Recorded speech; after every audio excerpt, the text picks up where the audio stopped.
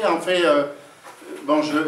j'ai travaillé il y a un certain temps sur l'histoire du mouvement de mai 68. Je pense que j'ai écrit l'un des premiers articles consacrés à ce mouvement dans l'encyclopédie de l'Alsace, mais sous un titre où il est absolument introuvable, puisque je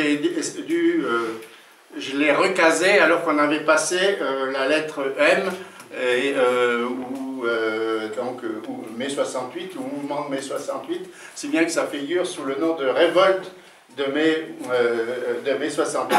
Il y avait en écho aussi un article à Est sur le mouvement situationniste à Strasbourg. Et ensuite, ça c'était au début des années 80, et en 88, dans le cadre d'une initiative au niveau national de l'Institut d'histoire sociale de Paris 5, de la Sorbonne, et de l'Institut d'histoire sociale de la CGT, qui avait organisé un colloque scientifique autour de mai 68 et de l'histoire de mai 68. J'avais travaillé assez longuement avec Léon Strauss sur un article sur le mouvement gréviste en Alsace, qui a été d'ailleurs publié un peu plus tard dans la revue des sciences sociales, qui était alors de l'Est.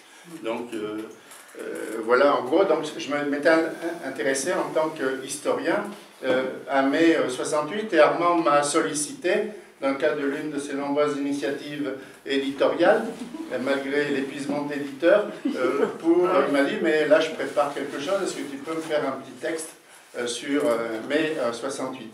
Alors évidemment, comme tout le monde, j'ai eu beaucoup de mal à écrire. Je l'ai réduit quand même. Oui, non, parce qu'après, non, mais je vais expliquer, parce qu'après, c'est le processus de mémoire, c'est, bon, même par écrit, c'est-à-dire que peu à peu, il y a les choses qui reviennent et qui remontent. C'est pour ça que l'exercice écrit est intéressant, puisque le texte de 2 pages initiales d'Armand, maintenant j'ai une dizaine de pages, et encore je suis obligé d'arrêter parce que je suis sur autre chose. Mais chaque fois que j'ai déjà cette version, et à chaque fois, je rajoute un certain nombre d'éléments. Donc, et là, je vais intervenir sur... Alors là, effectivement, il y a aujourd'hui un débat autour de la commémoration de mai 68 et de polémiques. D'abord, ça donne lieu à énormément de travaux d'ordre historique, donc on ne peut pas encore faire tellement le bilan. D'ailleurs, j'étais, mais ça a été percuté par d'autres projets, dans un projet de travail sur l'histoire de mai 68, d'ailleurs qui m'avait été suggéré par Richard Kleinschmager, mais après, faute de temps, j'ai fait autre chose, et c'est toujours en plan et en projet. Donc, sur le modèle proposé par Armand, j'ai sollicité un certain nombre de camarades, et puis ensuite par écho de personnes, par cercle concentrique, pour rédiger une contribution autour de mai 68 et de leurs souvenirs de mai 68. Alors, il y en a d'ailleurs un certain nombre qui sont ici dans la salle, comme ma très chère sœur Marie-Claude. Il y a Denise qui m'a beaucoup aidé, Denise Blaise. Oui, voilà. Parce qu'une réunion d'anciens combattants. Oui, non, mais là, justement, je vais parler justement de la question d'anciens combattants. Et il y a Frédéric Kosman, qui est là-bas. Il y en a peut-être d'autres que je... Donc, après, sur justement, alors... donc, commémoration. Pourquoi commémorer? Et on sait que dans notre société, la commémoration occupe une place extrêmement importante. Hein, et qui... c'est un sujet d'ailleurs de recherche, de réflexion et d'étude. Mais je pense que la commémoration est un élément important dans la mesure où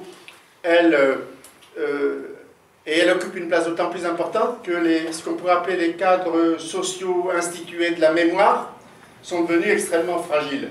C'est-à-dire qu'habituellement, la mémoire, elle était portée par la famille, mais on sait bien que le cadre familial aujourd'hui a été profondément perturbé. C'était porté par les partis, les syndicats, les institutions religieuses, et qui, c'est l'une des conséquences de mai 68, ont été complètement bouleversées. Si bien que la mémoire devient totalement éclatée. D'où ce besoin, effectivement, de se réunir ou de mettre ensemble des mémoires et des mémoires fragmentaires. Donc je pense que c'est un travail extrêmement important, et je suis d'autant plus sensible, évidemment, en tant qu'historien, puisque c'est la matière vive avec laquelle on peut aussi avancer au niveau de nos travaux historiques. Donc je veux présenter deux choses. D'abord, quelques souvenirs autour de mai 68, et la demande que j'avais faite aux différentes personnes que j'ai sollicitées, avec qui j'étais en contact, c'était surtout pas d'interprétation, c'est-à-dire c'est bon, si ça existe, hein, la mémoire, comment dire, même anecdotique, de ce qui peut sembler sans importance, comment dire, de ce qu'on se souvient de flash comme ça, qui reviennent, sans nécessairement les interpréter ou les remettre en perspective, parce que je pense que sur la base d'une expérience antérieure, je suis historien, j'ai fait un travail de maîtrise 60 ans après sur le mouvement des conseils de soldats et d'ouvriers en Alsace et en Lorraine en novembre 1918. Et dans ce cadre-là, j'avais pu publier un petit article dans les dernières nouvelles où j'appelais à témoignage. Et j'ai reçu il y a environ 15 personnes qui m'ont répondu, mais j'étais immédiatement totalement consterné parce que c'était une mémoire extrêmement pauvre. C'est-à-dire que, bon, il y avait ce travail, comment dire, de collecte de mémoire, etc., qui ne s'est pas fait.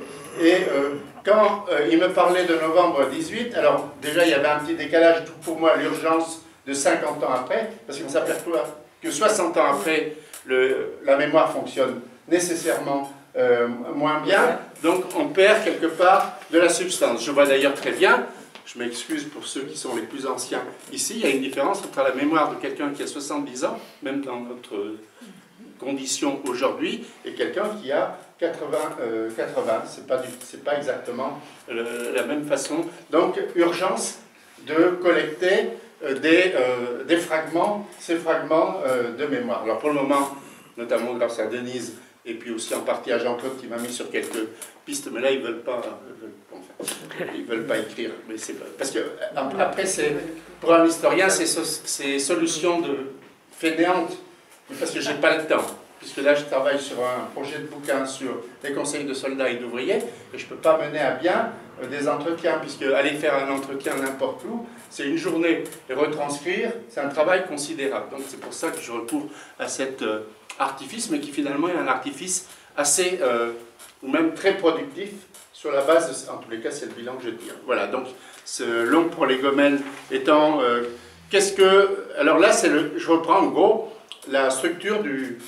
Je ne vais pas lire comme Armand, puisque maintenant j'ai 10 pages, mais même les 3 pages... Il est 15 heures. D'accord. Alors, mais c'est bon, alors j'ai fini. Voilà. Non, mais juste, alors très vite. J'ai un quart d'heure encore. Non, t'as le temps, vas-y. Non, mais sur donc 2 parties, je me souviens, et ensuite, qu'est-ce que je retire des différents textes collectés? C'est-à-dire, des différents textes collectés, qu'est-ce que ça fait bouger sur ma perception de mai 68, comment ça nourrit, comment dire, un travail d'historien. Donc là, on est plutôt dans l'ordre de l'interprétation. Alors, mémoire brute. Alors, j'ai combien de points? 7 points. Alors, mémoire brute. Premièrement, c'est comme ça que je commence mon texte. Alors, évidemment, je vais être immédiatement contredit par Ibel, puisque pour moi, c'est épiphanie. Ce n'est pas exactement l'épiphanie au sens du rituel religieux, mais au sens large du terme, où, à un moment donné, un événement rend intelligible un tout. Et pour nous, je pense, moi, mais aussi pour une partie de ceux qui sont là, c'était que finalement, ce qu'on défendait sur le plan théorique de l'actualité de la Révolution ou du projet révolutionnaire, eh bien, il se réalisait devant nous, même si on pensait, personne, je pense, entre nous, peut-être quelques-uns, mais entre nous, en tous les cas, du cercle militant auquel j'appartenais, qui était la jeunesse communiste révolutionnaire, donc trotskiste, qui s'était constituée en 65-66, et à laquelle j'adhère en dernier trimestre 66, pour nous, bon, effectivement, on défendait l'idée que, contrairement à tout ce que l'on disait, la révolution était possible, et on voyait quelque part avec mai 68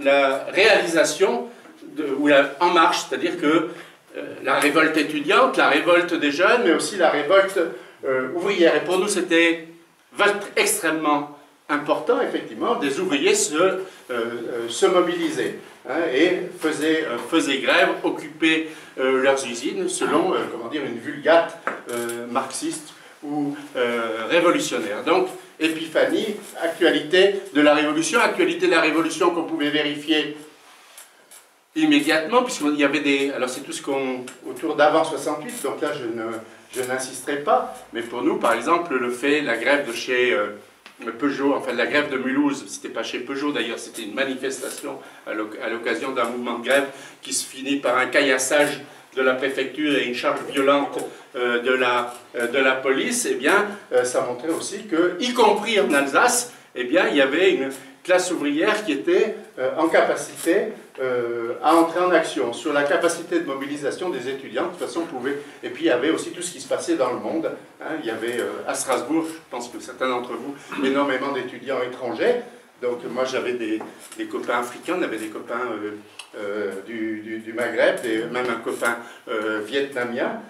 Alors, on brocarde aussi beaucoup aujourd'hui dans le débat autour des souvenirs de mai 68 sur l'anti-impérialisme. Et je pense que faut faire attention, c'est la prise de conscience d'une réalité mondiale. C'est-à-dire qu'on a basculé dans la mondialisation. Et que l'anti-impérialisme, c'est la prise de conscience, effectivement, concrète de cette dimension internationale. Quand on faisait les 6 heures pour le Vietnam, ou alors qu'on tirait clandestinement la bouche sur l'offset de l'AFGES,